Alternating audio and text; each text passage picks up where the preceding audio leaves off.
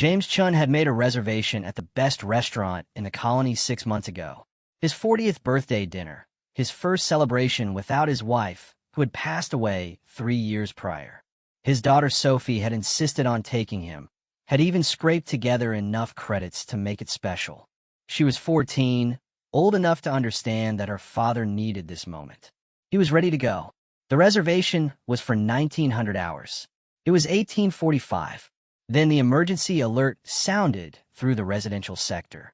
A Vexthery transport had suffered catastrophic mechanical failure on landing approach. The vessel was damaged. The crew was injured. Medical personnel were responding, but the colony's small medical facility was already overwhelmed from a mining accident that morning. They were requesting all available personnel with any medical training, even basic first aid. James had taken a medical course 5 years ago. He'd never actually used it. He looked at Sophie. She was wearing the new dress she'd bought for tonight, had arranged her hair carefully. She was 14 and trying very hard not to show disappointment. "Dad," she said quietly, before he could speak.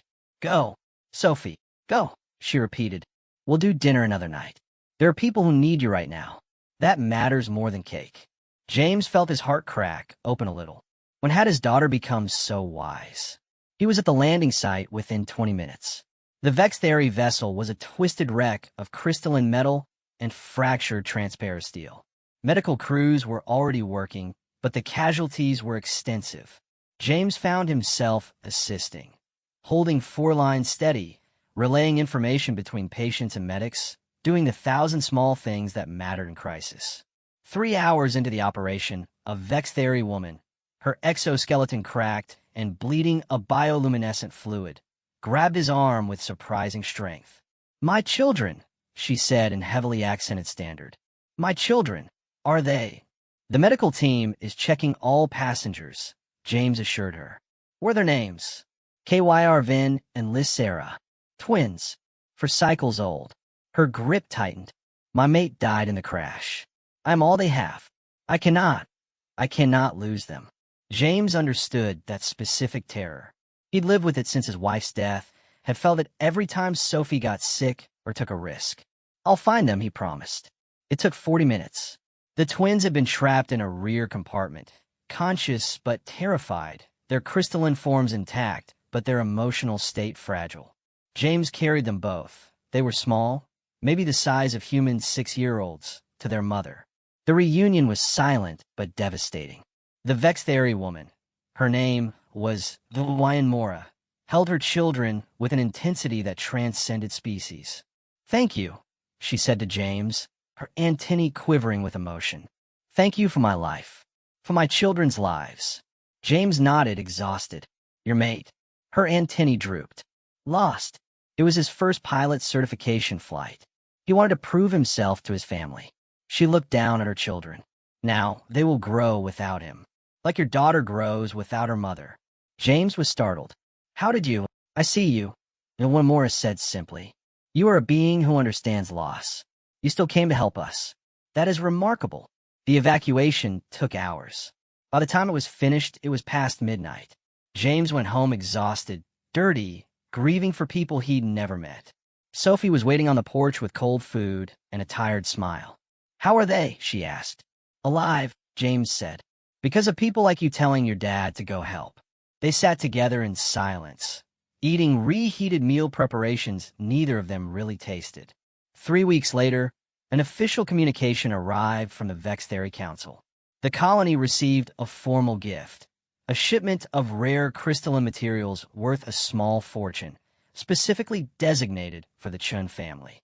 But there was also a personal message for James, delivered by diplomatic courier. "For the human who saved my family," it read. In Vexthery tradition, one who saves another's children becomes family. Therefore, I invoke the ancient law of cross-species bonding. You are now bonded to my line. Your family is my family. My children's fate is intertwined with yours. This is permanent and absolute.